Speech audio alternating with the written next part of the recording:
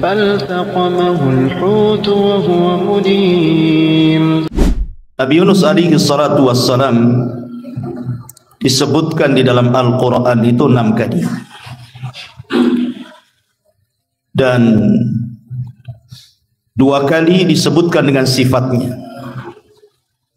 Pertama disebut dengan Dhunnun, dan yang kedua disebut Sahibul Hud. Nun itu artinya ikan, Hud juga artinya ikan. Adapun nasab beliau, Nabi SAW menyebut dengan sebutan Yunus ibn Matta, dan menjadi khilaf para ulama siapa Matta ini.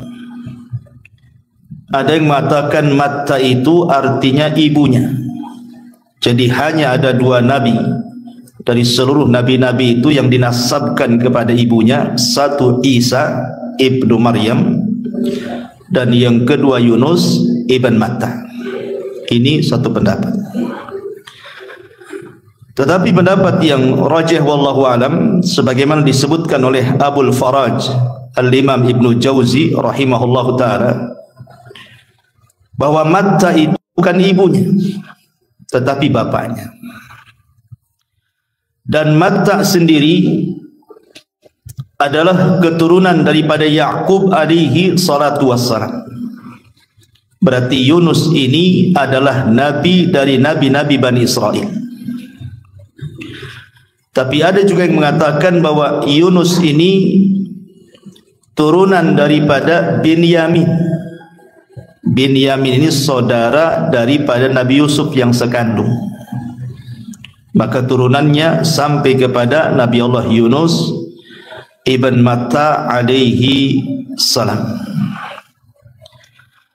Adapun tempat diutusnya, Nabi Yunus alaihi salatu wassalam diutus ke sebuah kota namanya Mosul. Sekarang disebut Mosul, bahasa Arabnya disebut Musil. Di situ ada daerah namanya Nainawa.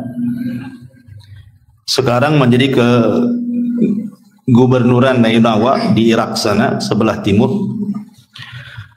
Dan tempatnya masih ada.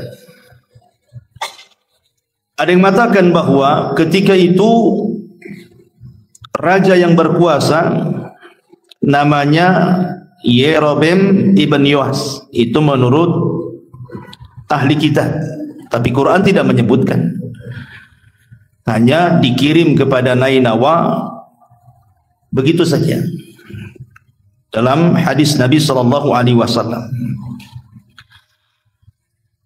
Kalau kita memperdalam kisah Nabi Yunus ini memang luar biasa. Nanti banyak syarat pelajaran yang kita akan petik, dan cukup panjang kisahnya karena disebutkan hampir di 6 ayat dalam Quran. Saya akan sebutkan 4 hadis, kemudian beberapa ayat dalam Al-Quran yang berkaitan dengan kisahnya Nabi Yunus. Hadis yang pertama, hadis ini dikeluarkan oleh Imam Bukhari dan Muslim dari Abdullah ibn Abbas radhiyallahu anhuma.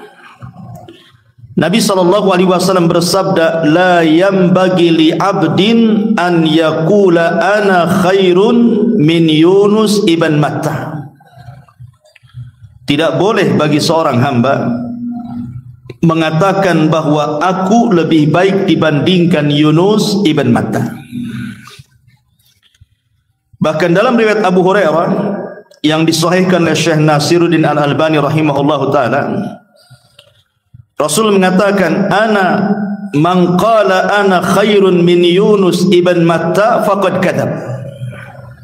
Barang siapa yang mengatakan saya lebih baik dibandingkan Yunus, maka dustakan kata-katanya. Sebagian para ulama ketika memahami 2 hadis ini, bukan berarti kemudian Yunus lebih tinggi derajatnya atau lebih mulia dibandingkan Rasul, tidak. Boleh jadi, kata para ulama, Nabi SAW mengatakan seperti ini karena belum tahu bahwa dia adalah afdalul anbiya, bahwa dia adalah seutama-utamanya Nabi. Maka dia mengatakan seperti itu. Itu satu pendapat. Yang kedua, boleh jadi Rasul SAW mengatakan seperti itu karena tawadhu. Karena Nabi SAW merendah dirikan dirinya dan tidak takabur, tidak sombong. Sebagaimana hadis Rasul mengatakan, ana sayyidu waladi ibni Adam yaumal qiyamah wala fakhr. Saya adalah pemimpin bagi seluruh anak-anak Adam dan saya tidak sombong. Artinya mengatakan seperti ini bukan dalam bentuk kesombongan, tetapi karena tawadhu dari sifat-sifat Rasul. Jadi Rasul ketika mengatakan, siapa yang mengatakan saya lebih baik dibandingkan Yunus, dustakan kata-katanya. Ini adalah perkataan bentuk tawadhu'nya Nabi sallallahu alaihi wa ala alihi wasallam. Karena kenyataannya tentu Rasul jauh lebih mulia dibandingkan Nabi Yunus. Ya. Karena beliau adalah ulul azmi, sayyidul anbiya'i wal mursalin. Adapun hadis yang masyhur yang nomor 2 yang sering didengar, la tufaddiluni ala Yunus ibn Matta.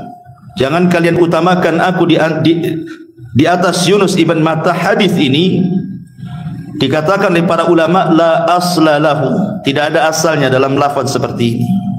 Tetapi yang betul, yang rajih, yang sahih adalah hadis pertama yang saya tadi baca. Kemudian yang ketiga, disebutkan dalam musnad antara Utsman sedang duduk di masjid menghajat. Kemudian Sa'd bin Abi Waqqas mengucapkan salam.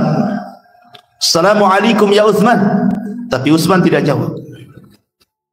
Assalamualaikum ya Utsman. Utsman tidak jawab. Assalamualaikum ya Utsman. Utsman pun tidak jawab. Akhirnya Sa'd bin Abi Waqqas marah. Karena menjawab salam itu hukumnya wajib. Dan Rasul pernah mengatakan bahwa salah satu sebab orang itu akan tertanam saling cinta di antara kaum muslimin itu dengan afsyus salam, menyebarkan salam. Artinya ketika kita mengucapkan salam kok tidak dijawab, berarti ada masalah tuh. Ada apa dengan saya? Begitu maksudnya. Makanya kemudian Sa'd bin Abi Waqqas akhirnya melapor kepada Umar ibnil Khattab radhiyallahu anhu bahwa dia tadi ketemu Utsman mengucapkan salam tak mau jawab. Akhirnya kemudian Umar pun memanggil Utsman ibn Affan radhiyallahu anhu. Kemudian Umar pun meninterogasi Utsman dan mengatakan, ya Utsman, tadi saudaramu Sa'd bin Abi Waqqas mengucapkan salam, kenapa kau tak jawab? Maka Utsman ibn Affan radhiyallahu anhu mengatakan, saya tidak tahu, bahkan saya tidak dengar.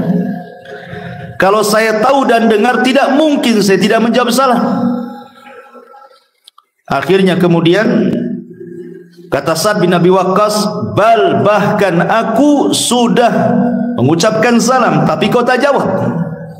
Utsman membantah lagi, aku tidak dengar. Akhirnya kemudian Umar bin Khattab radhiyallahu anhu bertanya, Affan radhiyallahu anhu, dia mengatakan, boleh jadi tadi aku sedang duduk di Masjid Nabawi itu terpikir sebuah hadis Nabi. Jadi dulu aku pernah bersama Nabi sallallahu alaihi wasallam, ketika itu Nabi sallallahu alaihi wasallam mengatakan sesuatu. Kata Nabi sallallahu alaihi wasallam, da'watun nabi, ada doa seorang nabi yang kalau dibaca dalam setiap doa kita pasti mustajab. Sebelum Nabi SAW menyebutkan doa itu, tiba-tiba datang Arab Badui menyibukkan Rasul, sehingga Rasul lupa menyampaikan terusan hadis itu, kemudian pulang. Dan aku tidak tahu lafadznya seperti apa. Kata Umar bin Khattab radhiyallahu anhu, aku juga sama, aku ada di situ, aku pun tak tahu, katanya. Tiba-tiba Sa'd bin Abi Waqqas mengatakan, "Na'am, aku tahu," katanya.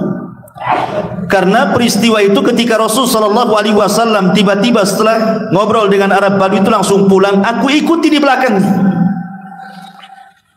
Dan aku malu untuk memanggil Nabi sallallahu alaihi wasallam karena sudah dekat dengan pintu rumahnya, maka aku hentakkan kakiku ke tanah supaya ada suara. Maka rupanya Rasul paham, dia melihat rupanya ada Sa'd bin Abi Waqqas. Maka Nabi sallallahu alaihi wasallam mengatakan, "Ada apa ya Aba Ishaq?" Maksudnya kunyah Sa'd bin Abi Waqqas. Kemudian dia menceritakan tadi engkau mengatakan dakwatun nabi, ada doa seorang nabi yang kalau dibaca dalam doa-doa kita mustajab. Maksudmu apa wahai Rasul?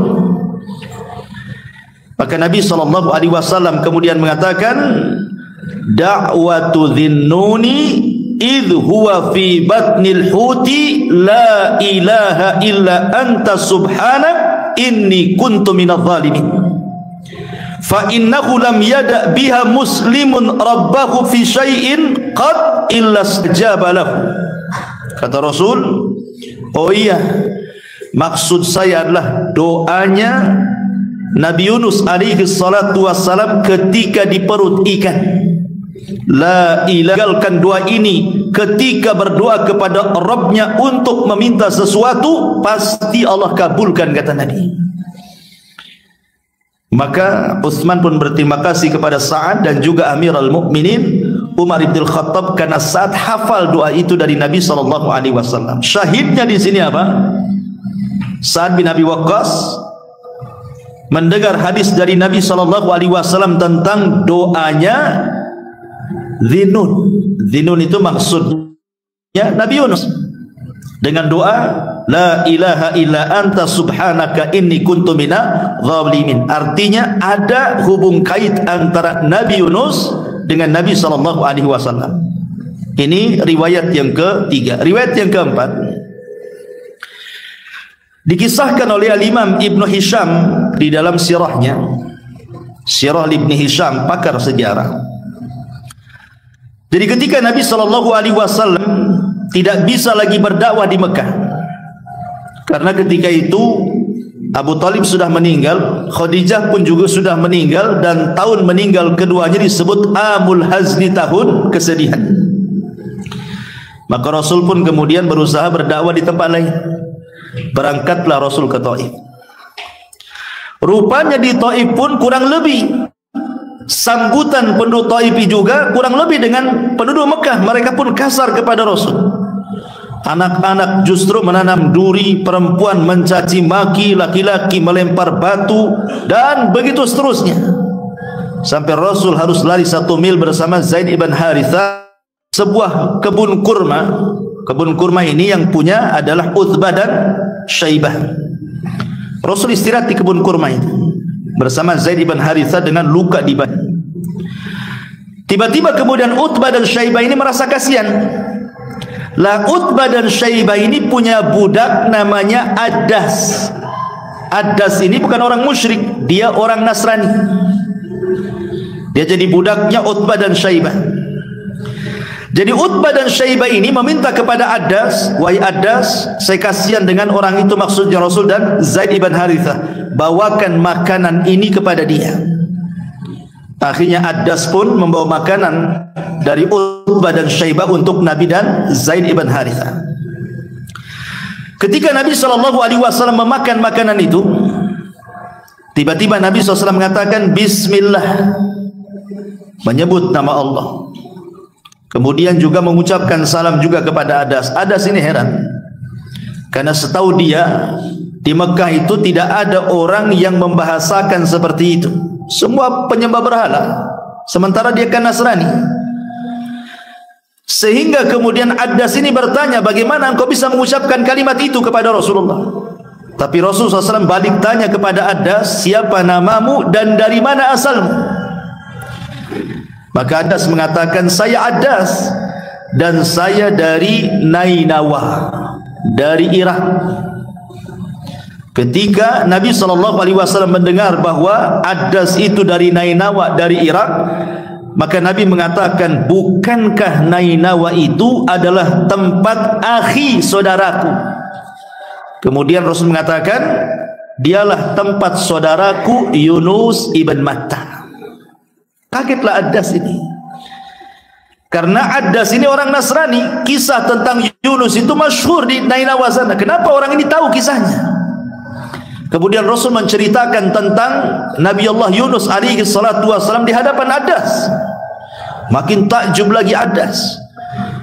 Kemudian Addas mengatakan, kok kamu tahu kisah itu wahai Tuan? Maka Rasul mengatakan, ya, karena saya Nabi dan Yunus ibn Matta saudaraku juga Nabi. Tiba-tiba Adas kemudian memeluk Rasul, mencium kening dan hampir mencium kaki Nabi SAW. Utbah dan Syaibah dari kejauhan khawatir, kok bisa baru ketemu kok kepengaruh gitu ya. Jadi panggillah kemudian Adas ini, kemari. Kemudian kata Utbah dan Syaibah ini mengatakan, la yasrifuka an dinika fa inna dinaka khairun min dinihi. Adas, jangan kau ganti agamamu, agamamu lebih baik dibandingkan agama orang itu, kata. Syahidnya di sini apa? Nabi SAW menceritakan kisah Nabi Yunus di hadapan Adas, dan di sini tersebut tempat dakwah Nabi Yunus, Nainawa, Irak. Berarti ada hubung kait antara Nabi Yunus dengan Nabi SAW. Ini riwayat-riwayat yang sahih, yang masyhur tentang Nabi Yunus dalam hadis-hadis Nabi SAW. Taib, ini ditinjau dari hadis. Sekarang masuk pada ayat. Masyaallah muslimin yang dimuliakan Allah Azza wa Jalla. Allah Subhanahu wa taala menyebutkan kisah Nabi Yunus ini di beberapa surat dalam Al-Qur'an, di antaranya An-Nisa ayat 163, kemudian Al-Anbiya ayat 87 88, kemudian As-Saffat ayat 139 dan 148, dari 139 dan 148, kemudian surah Yunus sendiri ayat 98,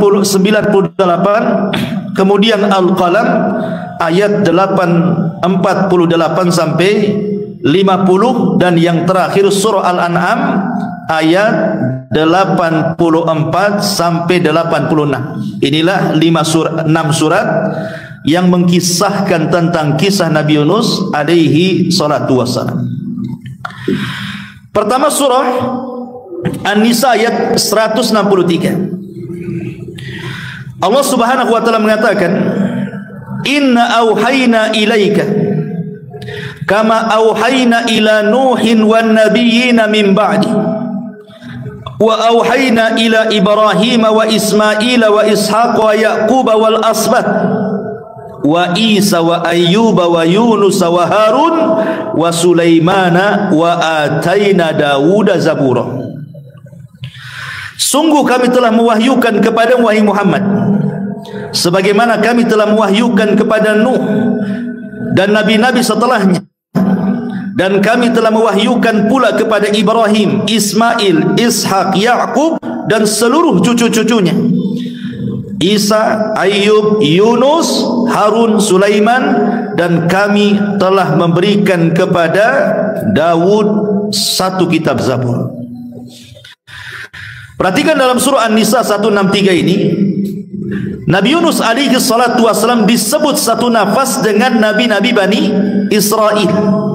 Dan saya sudah katakan di mukaddimah, dari sini kita tahu bahwa Nabi Yunus itu satu di antara nabi-nabi Bani Israel. Ini syahid daripada An-Nisa 163. Kemudian juga disebutkan di dalam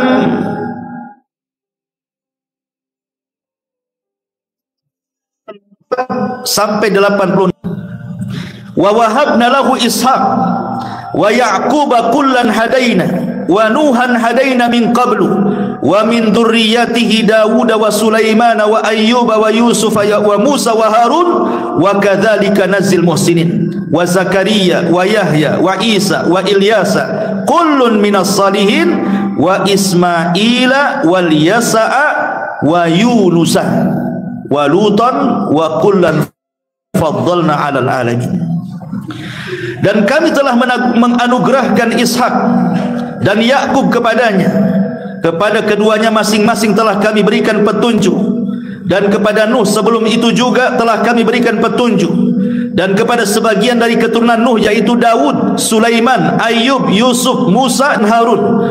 Demikian pula kami memberikan balasan kepada orang-orang yang berbuat baik, dan Zakaria, Yahya, Isa, Ilyas, semuanya termasuk orang-orang soleh, dan Ismail, kemudian Al-Yasa, dan juga Yunus serta Lut, masing-masing kami lebihkan derajatnya di atas umat di masanya.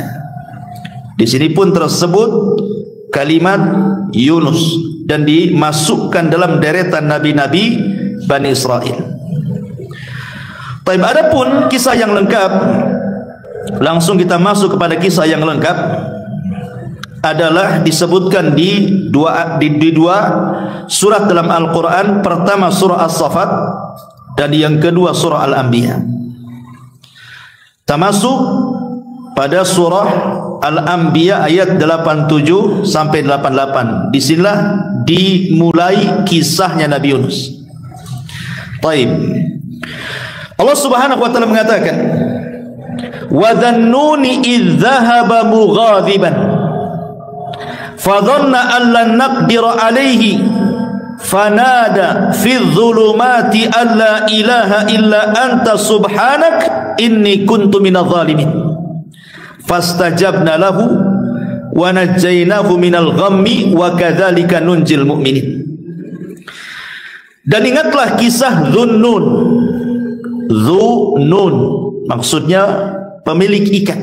Dhu itu pemilik, nun itu artinya ikan. Tapi yang dimaksud di sini adalah Yunus alaihi salatu wassalam, sebutannya adalah Dhunnun. Ketika dia pergi dalam keadaan marah, lalu dia menyangka bahwa kami tidak akan menyulitkan kehidupannya, maka dia berdoa dalam keadaan yang sangat gelap, tidak ada Tuhan selain Engkau, Maha Suci Engkau, sungguh aku termasuk orang-orang yang zalim. Maka kami kabulkan doanya dan kami selamatkan dia dari kedukaan, dan demikianlah kami menyelamatkan orang-orang yang beriman. Kemudian lanjutannya dalam surah As-Saffat, wa inna Yunusa laminal mursalin idh abaqa ilal fulqil mashhun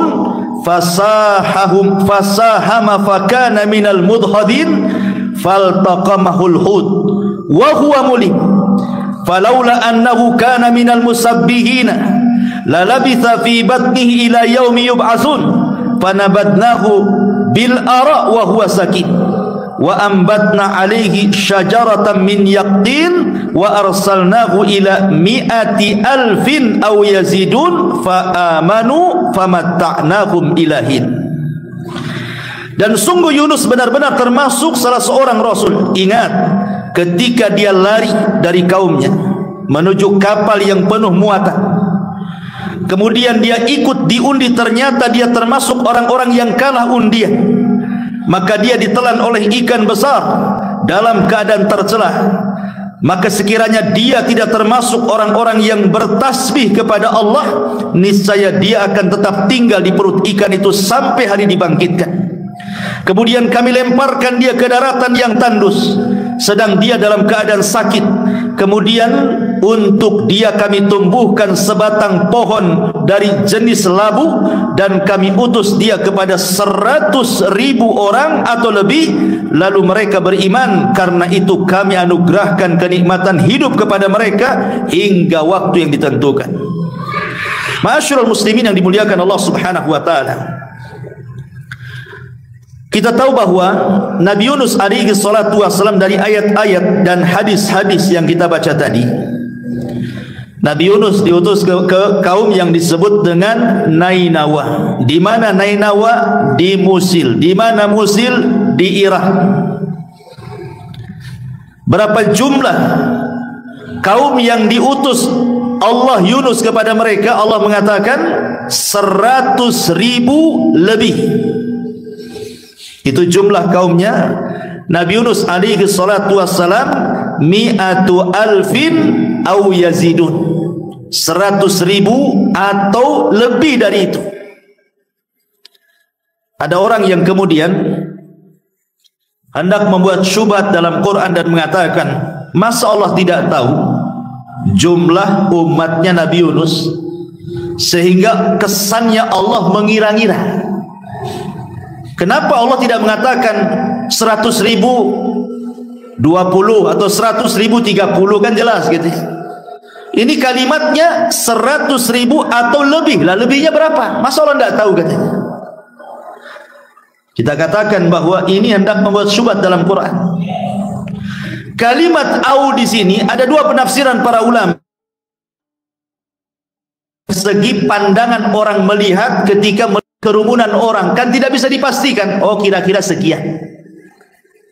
Ini satu penafsiran. Penafsiran yang kedua, maksud au di sini artinya bal. Bal itu artinya bahkan dalam bahasa kitanya. Jadi 100.000 bahkan lebih gitu maksudnya. Ada yang mengatakan lebihnya itu maksudnya 20.000. Ada juga yang mengatakan 30.000. Ada yang mengatakan 40.000. Jadi umatnya Nabi Yunus itu 120.000. Ada yang mengatakan 130.000. Ada yang mengatakan 140.000 umat. Lah Yunus diutus kepada umat sebanyak itu. Tidak ada nabi sebelum Nabi SAW yang diutus kepada umat sebanyak umatnya Yunus alaihi salatu wassalam. Tetapi semua para nabi diutus kepada kaumnya itu dalam rangka berdakwah tauhid, mesti ada yang mengingkari. Subhanallah, kata para ulama sejarah, ketika Nabi Yunus alaihi salatu wassalam berusaha mendakwahkan dakwah tauhid, rupanya tidak ada yang beriman kecuali 2 orang. Padahal Nabi Yunus itu berdakwah selama 33 tahun. Bukan waktu yang singkat 33 tahun itu. Tapi yang masuk Islam cuma 2. Makanya Allah Subhanahu wa taala mengatakan di dalam Al-Qur'anul Karim tentang kisah-kisah Bani Israel, fariqan kadzabtum wa fariqan taqtulun. Ada sebagian umat itu yang mendustakan nabi-nabinya, ada sebagian umat itu yang lebih daripada itu membunuh para nabinya. Lah umatnya Yunus ini mereka mendustakan dakwahnya Nabi Yunus alaihi salatu wassalam, hanya 2 orang yang beriman. Padahal tabiat nabi itu ikhwan tidak diutus dari luar daerah. Pamannya lahir di Batam diutus di Jawa, enggak. Atau lahir di Medan diutus di Batam, tidak. Semua para nabi itu diambil dari kaumnya. Dan itu disyaratkan dalam Al-Quran surah An-Nahl ayat 89. Allah mengatakan wa yauma nab'atsu fi kulli ummatin syahidan 'alaihim min anfusihim wa ji'na bika syahidan 'ala haula. Allah mengatakan dan kami utus pada tiap-tiap umat ini saksi atas mereka dari kaumnya sendiri. Sebagaimana Nabi SAW lahir di Arab, maka dia berdakwah untuk bangsa Arab kala itu, tapi ajarannya untuk seluruh manusia. Maka Yunus pun itu lahir dari Nainawa.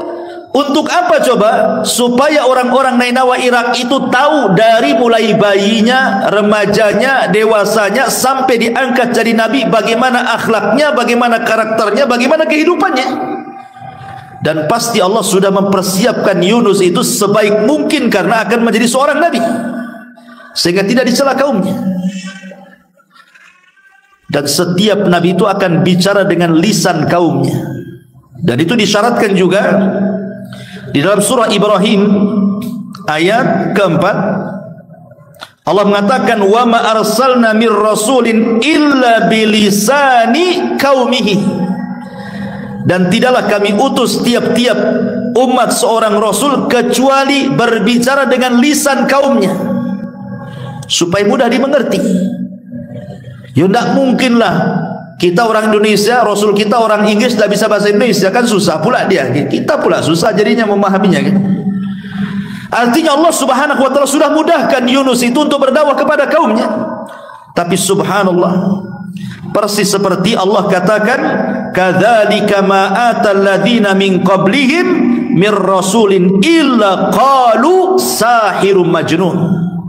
Dan begitulah kami datangkan para nabi sebelum Nabi SAW, kecuali kaumnya mengatakan nabi itu tukang sihir ataupun nabi itu gila.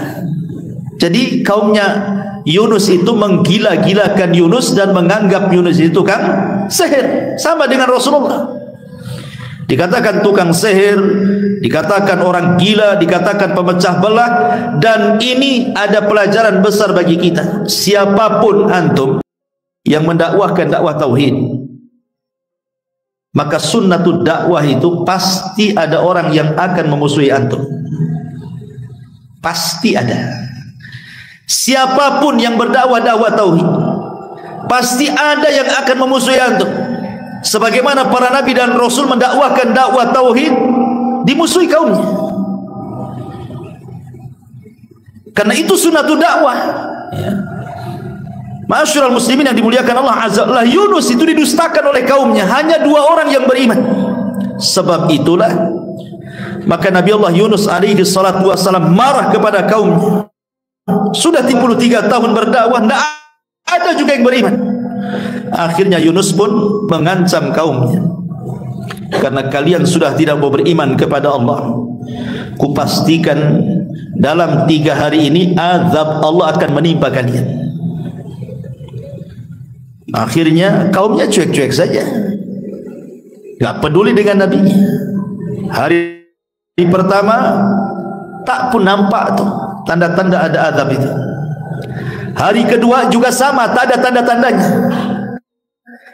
Nabi Yunus alaihi salatu wassalam akhirnya takut lebih didustakan kaumnya. Kalau setelah 3 hari juga tidak kunjung ada, tentu orang makin mendustakan dirinya, maka dia pergi dari Nainawa. Rupanya ketika Yunus pergi itu hari ketiga, Allah subhanahu wa ta'ala memperlihatkan azabnya kepada penduduk Nainawa dengan dikirim awan hitam yang siap menggulung mereka. Dari situlah kemudian tokoh-tokohnya, raja yang berkuasa dan juga tokoh-tokohnya, mereka baru sadar bahwa selama ini kita sia-siakan Nabi di tengah-tengah kita. Kita tidak beriman kepada dia sampai dia pergi. Dan sekarang Allah tunjukkan azab itu sudah ada tanda-tandanya. Akhirnya sang raja memerintahkan seluruh rakyat Nainawa yang berjumlah 100.000 lebih itu untuk bertobat kepada Allah subhanahu wa ta'ala, beriman kepada syariat Yunus alaihi salatu wassalam. Sementara Nabi Yunus tidak tahu. Dia kan sudah pergi, kalau kaumnya sudah beriman, gitu masalahnya. Ma'asyiral muslimin yang dimuliakan Allah Azza wa Jalla, dari sini ada persoalan bahwa iman itu terbagi menjadi 2. Supaya antum paham, iman itu terbagi menjadi 2. Yang pertama, ada namanya iman itu sifatnya idtirari, terpaksa. Ada yang kedua, iman itu disebut ikhtiyari, karena kehendaknya. Ada orang yang dipaksa beriman, ada yang karena kehendaknya beriman. Kalau terpaksa dan disebut idtirar, maka iman yang terpaksa itu tidak ada guna. Iman yang terpaksa itu tidak bermanfaat bagi pelakunya. Dan itu disebutkan di dalam Al-Quran. Allah mengatakan, falamma ra'au ba'sana qalu amanna billahi wahdah wa kafarna bima kunna bihil musyrikun wa kafarna bima kunna bihi musyrikin falam yaku yanfa'uhum imanuhum lama ra'au ba'sana sunnatallahi allati qad khalat min ibadihi wa khasira hunalikal kafirun. Maka ketika mereka melihat azab, mereka berkata, kami hanya beriman kepada Allah saja, dan kami ingkar kepada sesembahan yang telah kami persekutukan dengan Allah. Maka iman mereka ketika itu, ketika mereka telah melihat azab, maka kami anggap iman mereka tidak berguna lagi bagi mereka. Itulah ketentuan Allah yang telah berlaku terhadap hamba-hambanya, dan ketika itulah ruginya orang-orang kafir. Perhatikan Fir'aun, di ujung hayatnya dia mengatakan, amantu bima amanat bihi banu Israel. Aku beriman dengan apa yang diyakini Bani Israel kepada Musa. Pertanyaannya, manfaat enggak imannya Fir'aun ketika mengucapkan seperti itu? Tidak. Tetap saja Fir'aun ditolak keimanannya. Makanya dalam Islam itu kalau kita cerita taubat, dalam Islam sendiri mengatakan bahwa taubat itu akan diterima kalau seandainya ada dua perkara. Satu, belum ditenggorokan. Sebagaimana hadis Nabi sallallahu alaihi wasallam, "Innallaha yaqbalu taubata 'abdin ma lam yughargir." Dalam hadis yang disahihkan oleh Syekh Al-Bahimahullah taala, Allah masih menerima tobatnya hamba selama nyawa belum di kerongkongan. Artinya kalau sudah nyawa di kerongkongan, ya ditolaklah tobatnya. Kemudian yang kedua, selama matahari belum terbit dari arah barat. Dan itu difirmankan dalam surah Al-An'am ayat 158, di mana Allah mengatakan, la yanfa'u nafsan imanuha lam takun amanat min qablu aw kasabat fi imaniha khaira. Allah mengatakan iman seseorang tidak akan manfaat kalau sebelumnya dia belum beriman atau setelahnya dia beriman belum beramal saleh. Maka tidak ada gunanya kalau seandainya matahari itu sudah terbit dari arah barat. Lah dari sini ma'asyiral muslimin, ketika Fir'aun mengatakan saya beriman, tetap saja ditolak keimanannya. Kenapa? Karena dia ngomong itu terpaksa, karena sudah digulung oleh ombak. Sekarang pertanyaannya, kenapa kaum Nainawa diterima imannya? Sehingga ketika kemudian mereka bertobat semuanya, padahal azab sudah di atas kepala mereka. Lalu apa bedanya dengan Fir'aun? Tetapi Fir'aun tidak diselamatkan, tetap ditenggelamkan. Kalau kaum Nainawa ini disingkap azabnya, dihilangkan azabnya. Kemudian mereka beriman semuanya, bertobat semuanya. Kata para ulama, karena imannya Fir'aun itu idtirari, terpaksa. Karena sudah digulung azab, terpaksalah dia beriman. Kalau kaumnya Yunus itu ikhtiari, karena keinginan mereka, mereka nyesal.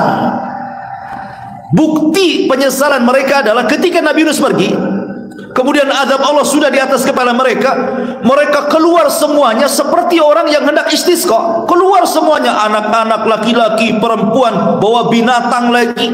Kemudian ketika sampai di tanah lapang dipisahkan, anak-anak sebelah sini, ibu-ibu dan bapak-bapak sebelah sana, anak-anak binatang sebelah sini, induk-induk binatang sebelah sana. Sengaja dipagar sehingga anak-anak nangis, binatang-binatang juga anak-anak yang menjerit menengok induk yang dipisahkan itu, dan semua menangis, mulai dari anak-anak, kemudian orang dewasa, laki-laki, perempuan, dan betul-betul mereka ingin bertobat kepada Allah Azza wa Jalla.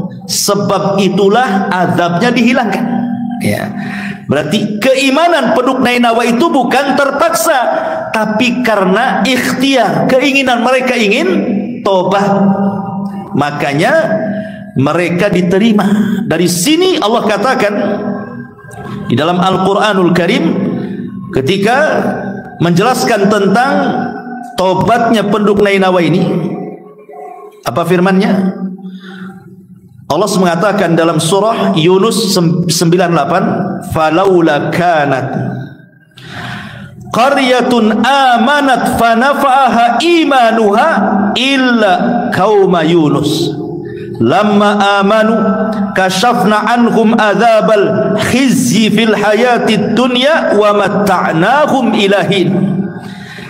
Maka mengapa tidak ada penduduk satu negeri pun yang beriman lalu imannya itu bermanfaat kepada mereka selain kaumnya Yunus?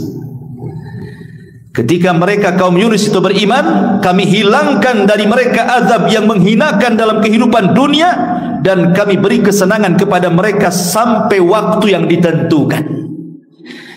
Akhirnya semua kaum Nainawa yang 100.000 lebihnya bisa 20.000, 30.000, 40.000, semua beriman. Tidak ada satupun kaum yang beriman semuanya kecuali kaum Nainawa. Kalau sebelumnya nabi-nabi adalah yang beriman, ada enggak gitu ya. Nabi SAW saja ada yang beriman, ada yang enggak kan gitu. Abu Jahal tak beriman, Abu Lahab enggak beriman, bahkan orang terdekatnya Rasul Abu Thalib tak beriman juga. Tapi kaum Nainawa ini semua beriman. Ajaib gitu ya. Ma'asyiral muslimin yang dimuliakan Allah Subhanahu wa taala. Ketika mereka beriman itu, Nabi Yunus tidak tahu. Karena dia sudah pergi masalahnya. Pergi dalam posisi marah dia.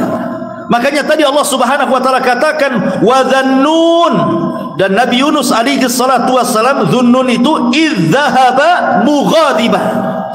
Dia pergi dalam kondisi marah. Ma'asyiral muslimin yang dimuliakan Allah Azza wa Jalla. Marah itu kadang-kadang perlu. Sebagaimana Nabi SAW dikisahkan oleh Aisyah radhiyallahu anha ummul mukminin. Apa kata Rasulullah? Kata Aisyah radhiyallahu anha, "Ma daraba Rasul sallallahu alaihi wasallam syai'an qad bi yadi. Wala imra'ah wala imra'atan wala khadiman illa an yujahida fi sabilillah." Rasul itu tidak pernah memukul dengan tangannya sedikit pun, baik kepada istri-istrinya ataupun kepada pembantu-pembantunya, kecuali dalam rangka jihad. Kalau dalam jihad dia harus mengayunkan pedang lah. Kemudian kata Aisyah di ujung hadis, ya, dia mengatakan, wa manila minhu syai'un qad fayantakimu min sahibihi illa an yantahika syai'un min maharimillah fayantakimu lillahi azza wajalla. Dan Rasul tidak pernah marah untuk membalas sesuatu dengan kemarahannya, kecuali kalau di hadapan ada orang-orang merobek kehormatan Allah. Kalau ada orang-orang yang merobek kehormatan Allah, melanggar yang diharamkan Allah Subhanahu wa taala, di sini Rasul marah. Rasul marah. Makanya ketika ada seorang wanita dari Bani Mahzumah, wanita ini anak pejabat, mencuri ketahuan. Kemudian orang-orang dari Bani Mahzum mengatakan, cobalah seseorang datang kepada Rasul, janganlah, dia kan wanita mulia, anak pejabat, masa mau dihukum dipotong tangan, kasihanlah dia. Akhirnya orang-orang ini mengatakan, coba kalau kalian datangi Usama bin Zaid. Bukankah Usama bin Zaid itu sahabat yang paling dicintai Nabi, karena dia anak daripada Zaid ibn Harithah, anak angkatnya. Coba lobby dia, mudah-mudahan berhasil agar Rasul tidak menghukum wanita pejabat dari Bani Mahzumah itu. Maka kemudian Usama datang kepada Rasul, menceritakan bahwa dia diutus oleh Bani Mahzum supaya Rasul jangan menghukum wanita yang mencuri itu, karena wanita itu anak pejabat. Maka Nabi SAW marah dan mengatakan, innama ahlakal ladzina qablakum annahum kanu idza saraqa fihimus syarib taraku wa idza saraqa fihimudh dhaif aqamu alaihi al-had wa aimullah law Fatimah binta Muhammadin saraqat laqata'tu yadaha, kata Rasul. Kata Nabi SAW, enak saja hancurnya umat sebelum kalian, kata Rasul, apabila pencurinya orang-orang mulia, kalian tinggalkan hukumannya. Apabila pencurinya orang-orang lemah, kalian pula tegakkan hukumannya. Demi Allah, kalau seandainya Fatimah putri Muhammad mencuri, ku potong sendiri tangannya. Bisa. Marah itu penting kalau dalam masalah melihat kemungkaran, ikhwan. Maka Nabi Yunus itu marah gitu. Sudah didakwai selama 33 tahun, tidak pula beriman kepadanya. Sudah diancam-ancam azab, tidak pula beriman kepadanya. Makanya dia pergi dalam kondisi marah. Rupanya Yunus tidak tahu kalau kaumnya sudah beriman, itu masalahnya. Akhirnya Allah Subhanahu wa taala menguji Yunus alaihi salatu wassalam. Kenapa? Karena dia belum diizinkan pergi dari kaumnya, dia berijtihad sendiri keluar hijrah dari kaumnya. Beda dengan Lut alaihi salam. Kenapa dia meninggalkan Sodom kemudian hijrah ke Palestina? Karena Allah Subhanahu wa taala sudah mengutus 3 malaikat memberitahu kaum Lut dan memberitahu Nabi Lut bahwa ni subuh akan datang azab kepada kaummu, kau pergi. Berarti Nabi Lut diizinkan kan? Makanya dia pergi. Setelah pergi, datanglah azab oleh Allah Subhanahu wa taala lewat malaikat Jibril dengan satu sayapnya. Diangkatnya kaum Sodom ke langit, kemudian dihujani meteor, kemudian ditumpahkan lagi ke bumi, dan sekarang jadi laut mati. Lut keluar hijrah karena ada izin. Ya. Nabi Ibrahim alaihi salatu wassalam berdakwah kepada Namrud di Irak. Dia tidak bisa lagi mendakwahi mereka, dan Allah sudah izinkan untuk hijrah. Maka Ibrahim hijrah ke Syam, ke Palestina, kemudian ke Mesir, sampai ke Jazirah Arab. Termasuk Nabi Musa, dia hijrah karena dia tidak bisa lagi untuk mendakwahi orang-orang Mesir di bawah kekuasaan Fir'aun dan membahayakan Bani Israel. Perintahkan Musa untuk hijrah dari Mesir ke mana? Ke Palestina. Jadi nabi-nabi ini diizinkan hijrah, makanya tidak diuji oleh Allah. Termasuk Nabi kita Muhammad SAW hijrah dari Mekah ke Madinah karena memang tidak bisa lagi berdakwah di Mekah. Makanya ketika dia mendatangi Abu Bakar Siddiq radhiyallahu anhu dan mengatakan, "Qad adina li bil hijrah ya Abu Bakrin." Abu Bakar, Allah sudah izinkan aku hijrah. Kata Abu Bakar, "As-suhbatu suhbatu Rasul." Bolehkah aku menjadi temanmu hijrahmu, menjadi teman hijrahmu? Kata Rasul, "As-suhbatu suhbatu ya Abu Bakrin." Boleh kau jadi temanku. Maka Rasul pun setelah dapat izin Allah keluar dari Mekah hijrah ke Madinah. Lah Nabi Yunus ini belum ada izin, dia main keluar gitu saja. Makanya kemudian Allah Subhanahu wa taala menguji Nabi Yunus alaihi salatu wassalam. Akhirnya Nabi Yunus alaihi salatu wassalam pun diuji dengan ujian yang cukup berat oleh Allah Subhanahu wa taala ketika dia meninggalkan kaumnya dan hendak menyeberang lautan. Maka dia melihat ada kapal penuh dengan muatan dan penuh dengan penumpang juga.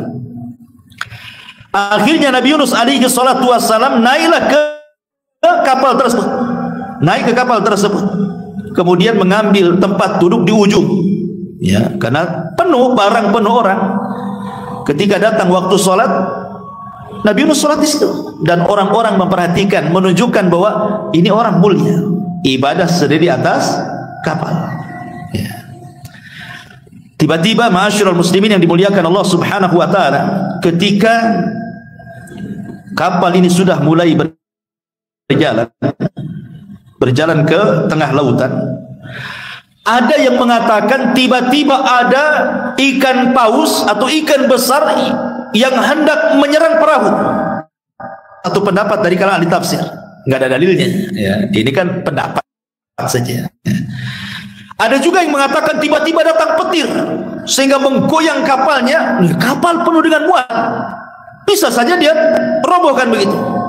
Tapi ada juga yang mengatakan bahwa datang ombak besar sehingga mengombang-ambingkan kapal, sehingga tidak harus dikurangi beban kapalnya. Kalau tidak, tenggelamlah kapal ini. Mulailah mereka mengeluarkan barang-barang di atas kapal untuk mengurangi beban kapal itu. Tapi sudah banyak dibuang barang-barang pun masih juga over kapasitas. Begitulah tamaknya orang kan, apalagi pedagang itu. Kapal ini kadang-kadang di luar kapasitasnya masih dijejeli barang saja kan. Penumpang itu sudah seatnya habis masih juga masuk. Berdirilah di situ. Kan itu ya. Kalau saya lihat di India itu kereta itu, masya Allah, perasaan itu yang duduk di atas kereta itu tidak lebih banyak daripada di atas keretanya. Makin banyak penumpang di atas keretanya. Ma'asyiral muslimin yang dimuliakan Allah Azza wa Jalla. Akhirnya kemudian orang-orang pun berpikir, ini harus ada yang dikorbankan di antara kita. Tidak mungkinlah kita ini tenggelam rame-rame di sini. Kemudian dimintai kesepakatan semua orang yang dalam kapal itu, bagaimana kalau kita buat undian qara. Ya. Akhirnya kemudian sepakat mau tidak mau yang terkena undian, karena sudah kesepakatan harus loncat. Mulailah kemudian diundi satu persatu. Siapa? Bang Karim, loncat. Siapa lagi? Siapa lagi? Loncat. Terakhir pula nama Yunus keluar. Orang-orang sebagian tafsir mengatakan tidak mau Yunus itu meloncat. Kenapa? Karena ada orang yang tahu di kapal itu bahwa dia seorang nabi.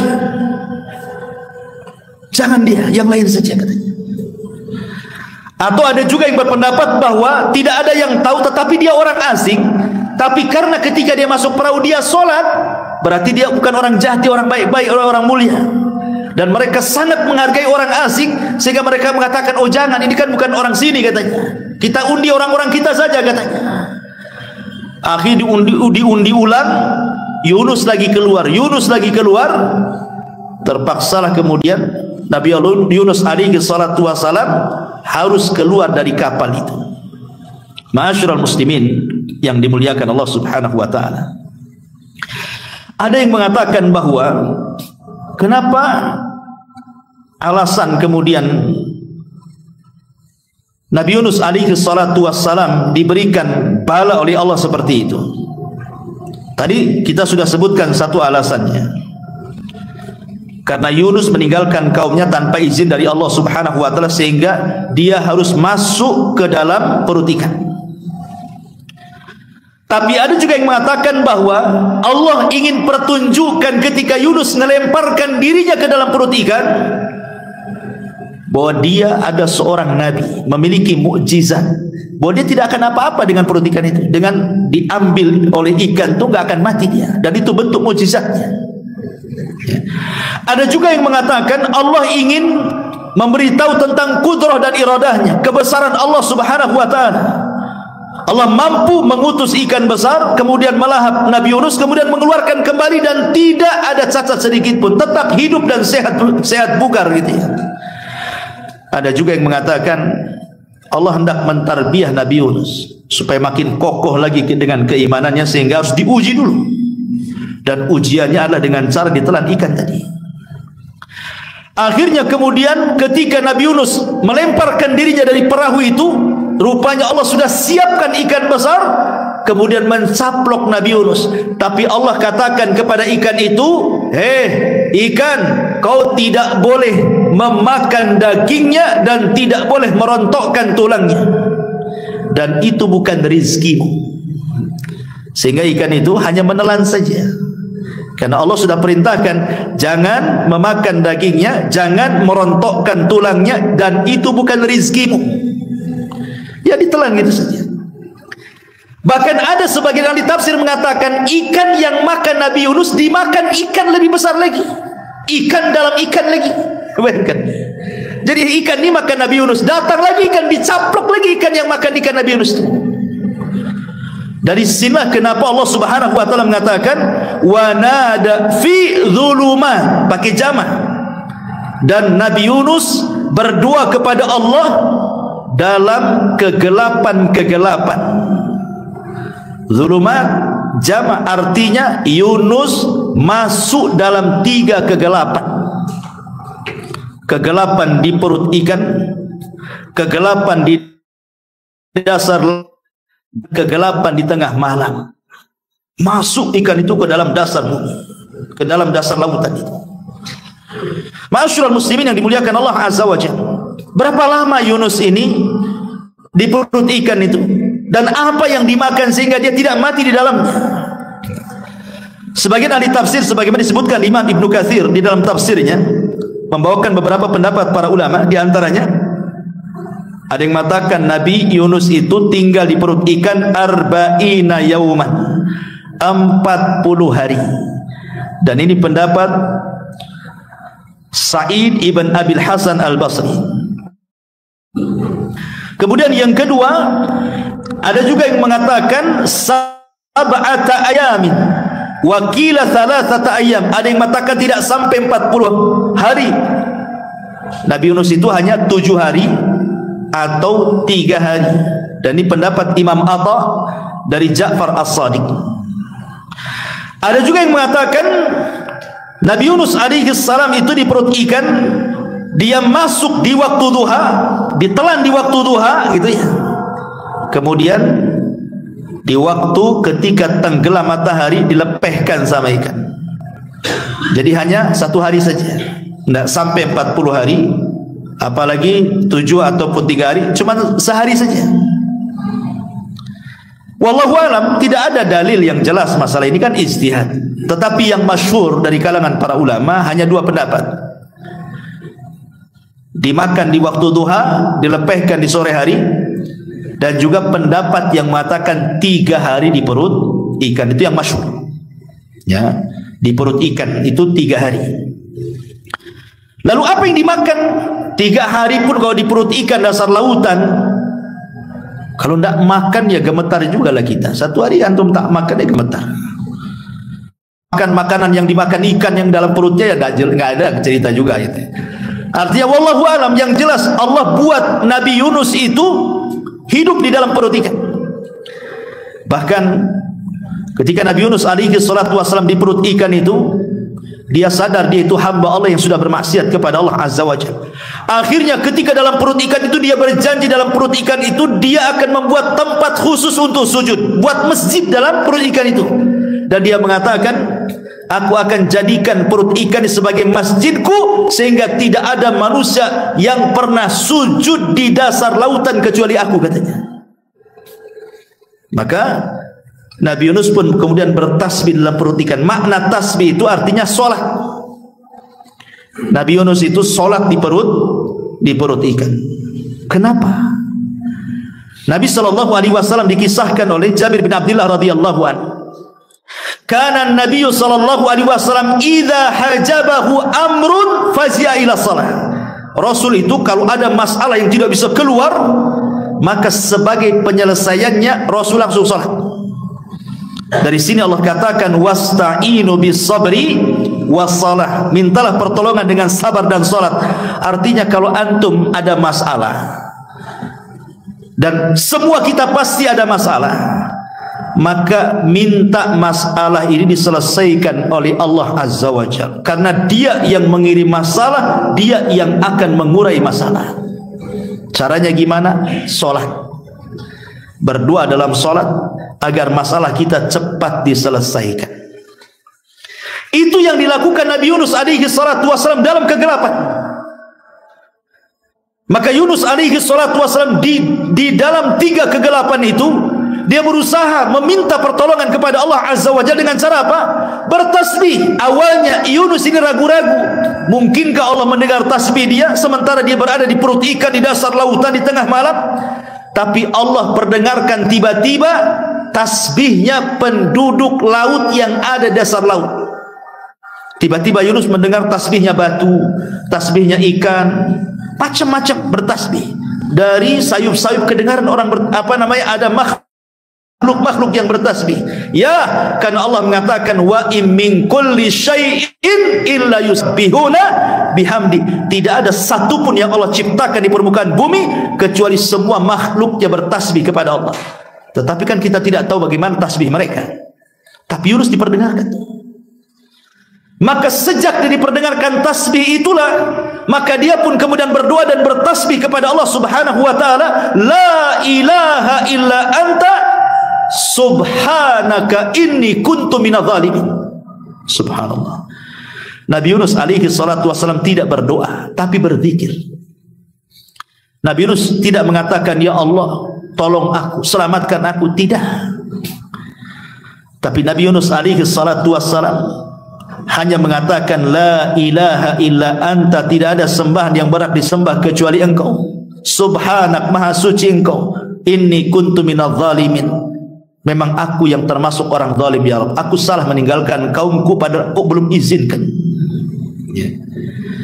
Lihat bagaimana orang-orang yang ingin bertobat, tirulah tobatnya Nabi Yunus alaihi salatu wassalam.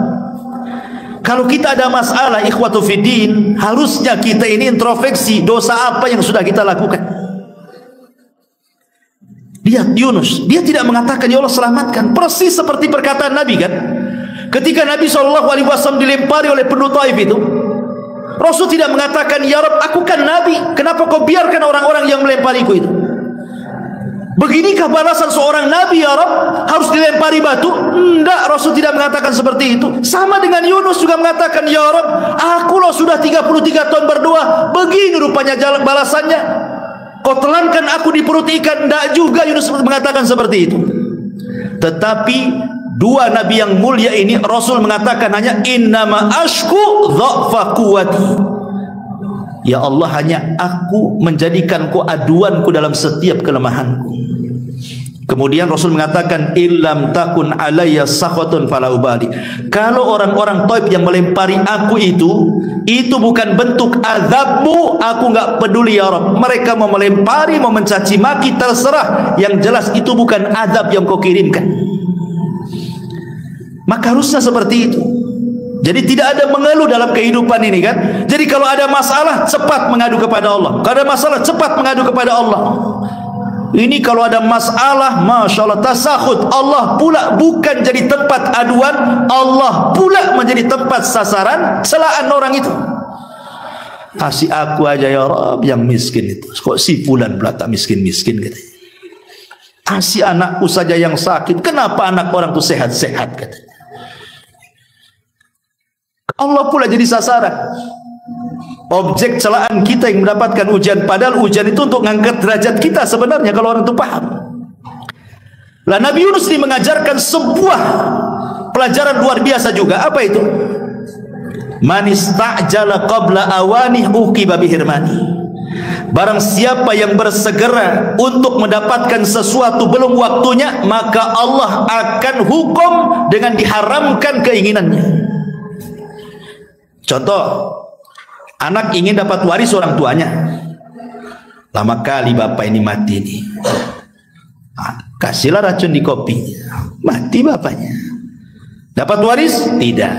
Karena kaidahnya siapa yang bersegera ingin mendapatkan sesuatu belum waktunya, justru diharamkan keinginannya, warisnya haram selamanya. Gak dapat dia. Contoh yang kedua, ada orang ngebet ingin kawin. Nampak nih wanita yang saya cintai dah cerai sama suaminya nih. Ini kesempatan lagi. Saya lamar dia. Tapi wanita itu kan baru diceraikan, belum habis masa idah. Harusnya tunggu dulu masa idahnya baru nikahi. Ini enggak, karena sudah ngebet. Udah cerai belum? Udah bang 2 hari. Besok kita kawin katanya. Kawin, justru tidak sah perkawinannya. Kenapa? Karena dia menikah di waktu wanita itu belum keluar idahnya. Berarti hukumannya apa? Ketika dia nekat nikah, maka selamanya diharamkan wanita di sampai kiamat. Kenapa? Man istajala qabla awanih uqiba bihirman. Kalau tergesa-gesa ingin mendapatkan sesuatu belum waktunya, justru diharamkan keinginannya. Artinya bahwa Yunus ini tergesa-gesa, makanya kemudian diberikan ujian. Makanya Nabi SAW mengajarkan kepada kita dari kisah Nabi Yunus itu, disebutkan dalam surah Al-Qalam itu kan, wala takun kasahibil huti idnada wa huwa maqdum. Jangan pernah engkau wahai Muhammad seperti Yunus ketika dia berdoa dalam kondisi sedih. Maknanya apa? Nabi Yunus belum hijrah, tiba-tiba hijrah sendiri. Jangan seperti Yunus. Kamu ada waktu hijrahnya nanti. Jangan tergesa-gesa, gitu maksudnya. Jadi sesuatu itu pun al-ajalatu minasyaitan, kata Rasul. Tergesa-gesa itu dari setan. Maka jangan tergesa-gesa. Nanti datang juga waktunya. Ma'asyiral muslimin yang dimuliakan Allah Azza wa Jalla. Kemudian juga pelajaran lain apa? Ini juga pelajaran yang luar biasa dari Yunus alaihi salatu wassalam ketika di perut ikan itu. Apa itu? Nabi Yunus alaihi salatu wassalam bertasbih di perut ikan. Yang tasbihnya itu terdengar sampai ke langit. Disebutkan dalam hadis dhaif, tapi hadisnya dhaif. Para malaikat di langit itu mendengar ada suara sayup-sayup dari dasar lautan. Sehingga satu malaikat dengan malaikat yang lain itu saling bicara. Kayaknya kita semua kenal lah suara itu.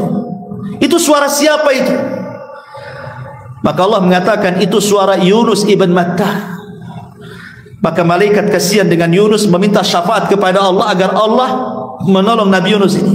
Makanya dengan syafaatnya para malaikat, akhirnya Allah tolong dan Allah selamatkan Nabi Yunus.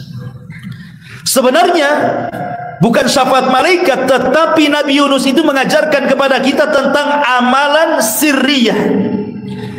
Amalan yang tidak ada yang tahu kecuali dia dengan Allah subhanahu wa ta'ala. Siapa yang tahu Nabi Yunus dalam perut ikan bertasbih? Mau riak sama siapa? Ketika itu belum ada handphone, kecuali Nabi Yunus bawa handphone ke dalam perut ikan selfie, mungkin.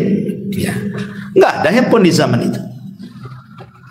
Mau riak sama siapa di perut ikan dasar lautan lagi, di kegelapan malam lagi. Jadi murni dia ikhlas lillahi ta'ala. Dia sujud bertasbih, la ilaha illa anta subhanaka inni kuntu minadh dhalimin. Kata para ulama, di antara manfaat amalus sir, amal yang tidak terang-terangan, yang tahu hanya kita dengan Allah saja, salah satunya adalah daf'ul bala, bahwa Allah subhanahu wa ta'ala akan mencegah adanya bahaya yang akan menimpa kita, dan kita bisa keluar dari bahaya itu. Contohnya apa?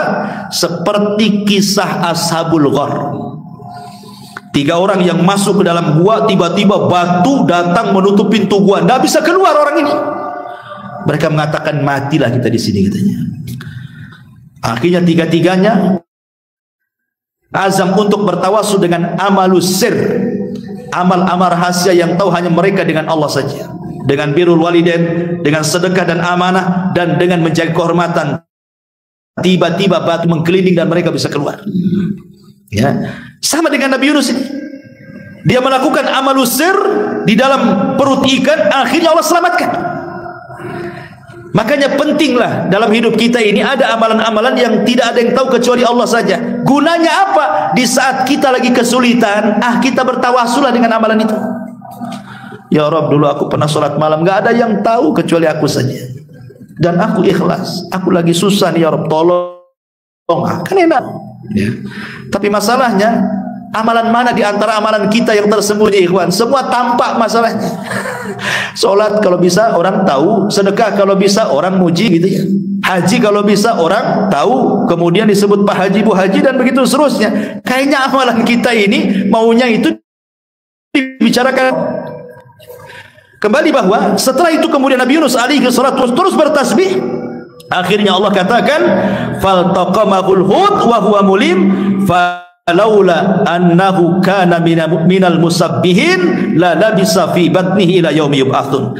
Maka dia ditelan oleh ikan besar dalam keadaan tercela, maka sekiranya dia tidak termasuk orang-orang yang bertasbih kepada Allah, niscaya dia tidak akan pernah keluar dari perut ikan itu sampai kiamat dibangkitkan. Tapi karena dia seorang nabi yang bertasbih, maka Allah keluarkan dia dari perut ikan naik ke atas, dilepehkan Nabi Yunus. Di mana coba? Di tanah tandus. Di tanah tandus, nggak ada apa-apa di situ. Nggak ada pohon, nggak ada binatang, nggak ada makanan, nggak ada minuman. Padang tandus, padang pasir. Dilepehkan di situ. Ada yang mengatakan kondisi Yunus seperti bayi baru dilahirkan itu, lemes. Ya. Akhirnya Allah Subhanahu Wa Taala disebutkan dalam ayat selanjutnya, Allah tumbuhkan satu tumbuhan. Apa itu? Fanabadnahu bil ara wa huwa faambatna alaihi syajaratan min yaqtin, dan kami tumbuhkan untuk dia sebatang pohon dari jenis labu. Jadi ketika dilepehkan kan masih lemes dia. Tiba-tiba Allah tumbuhkan satu tumbuhan di dekat kepalanya. Kemudian tumbuhan itu menutupi wajahnya, menutupi badannya itu. Tiba-tiba cepat aja dia tumbuh. Daunnya membesar, kemudian langsung berbuah. Enak tuh kalau kita punya biji labu, ya kan? Pagi tanam, sore panen. Nah, tapi kan tak ada. Ya, ini kan cerita-cerita mukjizat, ya kan? Atau nanam pohon mangga, pagi tanam peloknya, besok pula dah panen. Mangga ajaib itu. Ya. Lah Yunus diletakkan pohon labu. Sedikit faedah labu kata para ulama. Labu ini ad-dawa wasyifa wal ghada. Buah-buahan sejenis labu itu dikatakan oleh para ulama, dia adalah ad-dawa, bisa jadi obat. Asyifa bisa jadi stamina kesehatan, al-ghada bisa jadi makanan. Dan Nabi SAW sangat mencintai labu. Sebutkan dalam hadis, kana Nabi SAW yuhibbuhu wa yaqul innaha syajaratu akhi Yunus. Nabi itu suka makan labu dan dia katakan inilah makanan saudaraku Yunus. Bahkan Anas bin Malik radhiyallahu mengatakan, suatu ketika aku diundang makan bersama Nabi sallallahu alaihi wasallam. Tiba-tiba Rasul dalam makanan itu, dalam lauknya mencari-cari lauk labu. Dan Anas memperhatikan, ya, rupanya Rasul suka labu. Sejak itulah, kata Anas, aku disukakan labu karena Rasul suka dengan labu. Tak tahu antum suka labu atau enggak nih? Nabi suka. Kenapa? Ada yang mengatakan bahwa labu ini bermanfaat. Kalau di Arab sana, Rasul itu selalu mencampurkan makanan labu dengan kurma. Jadi makan bareng-bareng tuh, labu, kurma langsung dimakan. Kenapa? Karena kurma itu membawa panas, labu itu membawa dingin. Jadi kalau makan kurma terus-terusan di musim panas, tensi darah naik. Tapi kalau makan labu terus-terusan di musim dingin, tensi darah merendah. Bisa darah rendah, datang penyakit darah rendah akhirnya. Ketika mencampurkan yang panas dan dingin, stabilah itu tekan darah itu. Itu dari segi kesehatan. Lah kenapa kemudian labu itu dikatakan oleh para ulama asy-syifa'u wad-dawa'u wal ghada? Dia obat, stamina, dan makanan. Itu pula yang ditumbuhkan di samping Nabi Yunus itu. Makan labu dia. Makanya setelah makan ada tenaga. Ketika itulah maka Nabi Yunus alaihi salatu wassalam, pertama dia berjumpa dengan penggembala kambing. Kemudian dia cerita, akhirnya penggembala kambing ini menceritakan tentang kisah Nainawa, bahwa mereka sudah beriman semuanya. Senanglah Yunus. Maka Yunus pun kemudian kembali ke Nainawa, terus mengokohkan keimanan Nainawa yang jumlahnya 100.000, ada yang mengatakan 100.000 dan bahkan lebih-lebihnya bisa 20.000, 30.000, 40.000, semua beriman kepada Allah, dan Allah berikan nikmat yang melimpah kepada kaum Nainawa kala itu. Sampai akhirnya Allah takdirkan Nabi Yunus meninggal dunia.